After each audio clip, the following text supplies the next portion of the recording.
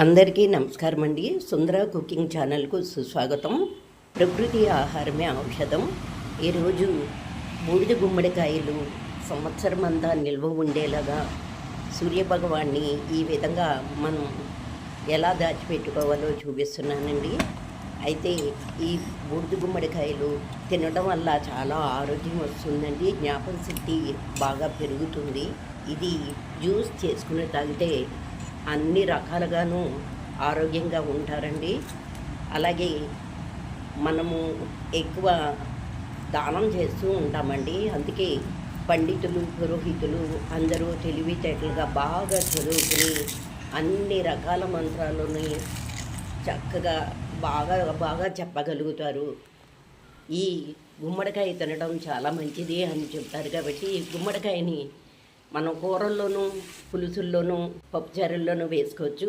అయితే వడియాల రూపంలో ఏ విధంగా దాచుకోవాలంటే బాగా బూడిదగా ఎక్కువగా ఉన్న గుమ్మడికాయని తెచ్చుకొని బూడిదని పీచుతో రుద్ది కడిగి కొంచెం గాలికి ఆరబెట్టిన తర్వాత బట్టబెట్టి తుడిచి ముక్కలుగా కోసుకోవాలండి. అయితే ఇది ముక్కలుగా బద్దలు కొట్టడం వల్లండి చాకుతో కోయకూడదు అంటారు. అయితే ఆడవాళ్ళు ఈ గుమ్మడికాయని ఎత్తి బద్దలు కొట్టకూడదండి. ఒక పీట మీద కానీ దేనికి మీద కానీ పెట్టి జార విడిస్తే కింద పడుతుందండి. అప్పుడు పగులు వస్తుంది. కాబట్టి ఆ పగులు బట్టి మనం చాకు పెట్టి కోసుకోవచ్చండి. ఆడవాళ్ళకి గర్భసంచి దెబ్బతింటుంది. ఇది ఎత్తి పగలగొట్టడం వల్ల ఇంత బరువులు మోయకూడదు అని చెప్తారండి. అయితే ఈ గుమ్మడికాయ మంచి బరువుగా ఉన్నది, బూడిద ఎక్కువగా ఉన్నది చూసి తెచ్చుకోవాలండి.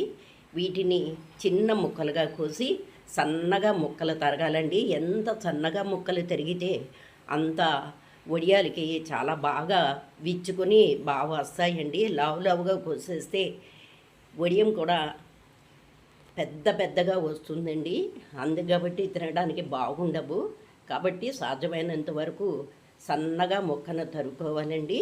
ఇలా ముక్కలన్నీ ఇలా సన్నగా తరిగి పెట్టేసుకుని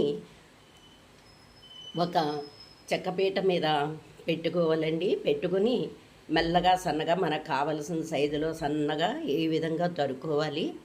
ఈ ముక్కలన్నీ కూడా ఇలాగే తరిగేసి పెట్టుకోవాలండి. ఇలా సన్నగా తరగడం వల్ల మనకి మినపపిండి కూడా బాగా చక్కగా పడుతుందండి దీనికి. అయితే నేను ఇప్పుడైతే 4 కేజీల ఉన్న కాయని తీసుకున్నానండి. అన్నిటినీ ఇలా తరిగి పెట్టేశాను. కంపల్సరీ చెక్కు ఉండాలండి. దీనికి చెక్కు తీయకూడదు. ఇవన్నీ ఇలా సన్నగా కోసేస్తే ఇంత ముక్కలు అయ్యాయి. ఒక పెద్ద టబ్బులో కానీ పెద్ద గిన్నెలో కానీ వేసేసుకోవాలి. 1 టేబుల్ స్పూను పసుపు వేసి ఒకసారి కలిగి తిప్పాలండి. నేను 2 చారెళ్ళు వేశాను. అంటే 8 టేబుల్ స్పూన్స్ ఉప్పు ఉంటుందండి. కళ్ళు ఉప్పు వేశాను. ఈ ఉప్పు వేసి ఒకసారి బాగా కలిగి తిప్పేసి ఒక సంచిలో కానీ లేకపోతే తలగడ కవర్లు ఉంటాయి కదండి, ఆ కవర్లో కానీ లేకపోతే ఒక శుభ్రమైన బట్టలో కానీ ఇవన్నీ ఎత్తేసి ఇలా మూట కట్టేసి నీరు ఇలా వచ్చేస్తుందండి. మూటను గట్టిగా కట్టాలి.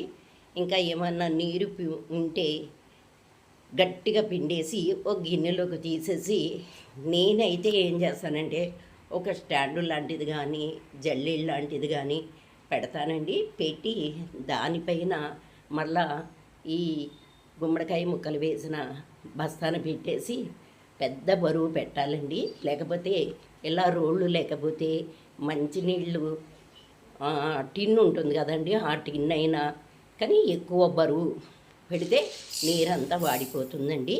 ఇది రాత్రంతా ఇలా ఉండాలి. ఈ గుమ్మడికాయ వడియాలు పట్టడానికి పొట్టు మినపప్పు అయితేనే బాగుంటుందండి. నేను 4 గ్లాసులు వేశానండి. ఈ 4 గ్లాసులు వేసి రాళ్ళు లేకుండా చూసుకుని శుభ్రంగా 2-3 సార్లు కడిగి తప్పనిసరిగా 8 గంటలు నానబెట్టాలండి. నానబెట్టిన తర్వాత మర్నాడు పొద్దున్నే ఇది పొట్టు ఈ విధంగా నలిపేసి శుభ్రపరుచుకుని గ్రైండర్లో కానీ మిక్సీలో కానీ లేదంటే రుబ్బురోల మీద కానీ ఇలా మెత్తగా రుబ్బాలి, గట్టిగా రుబ్బాలండి. రుబ్బి పెట్టేసుకున్న తర్వాత రాత్రి మనం ఈ బట్టలో గుమ్మడికాయ ముక్కలు పెట్టాం కదండి, వాటిని తీసి ఒక పక్క పెట్టుకోవాలండి. చూడండి ఇన్ని నీళ్ళు వచ్చాయి. నేను రాత్రి వచ్చిన గుమ్మడికాయ నీళ్ళతోటే కొద్దిగా పోసి మినపప్పు నానబెట్టానండి. అప్పుడు ఆ గుమ్మడికాయ పొట్టులో నీరే ఎక్కువ పోషకాలు ఉంటాయి కాబట్టి ఒలకబోయకూడదండి. దాంతోనే మినపప్పు నానబెట్టుకోవచ్చు.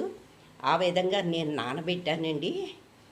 ఇప్పుడు నీళ్ళన్నీ వాడిపోయిన తర్వాత గుమ్మడికాయ ముక్కలు వడిలి ఈ విధంగా వచ్చాయండి. ఈ విధంగా రుబ్బుకున్న పిండిని నేను ఒక బకెట్లో కానీ పెద్ద డబ్బలో కానీ వేసుకోవాలండి.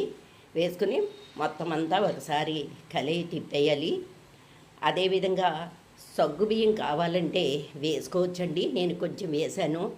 1/2 కిలో పచ్చిమిర్చిని కొద్దిగా అది నలగటం కోసం మరి ఆ మినప్పిండి గుమ్మడికాయ ముక్కల్ని కొంచెం కావాలంటే టేస్ట్ చూసుకుని సరిపోదేమో అనుకుంటే ఉప్పు వేసుకొని మిక్సీ పట్టేసి ఈ మిశ్రమాన్ని కూడా ఈ గుమ్మడికాయ మినప్పిండిలో కలిపేసేయాలండి.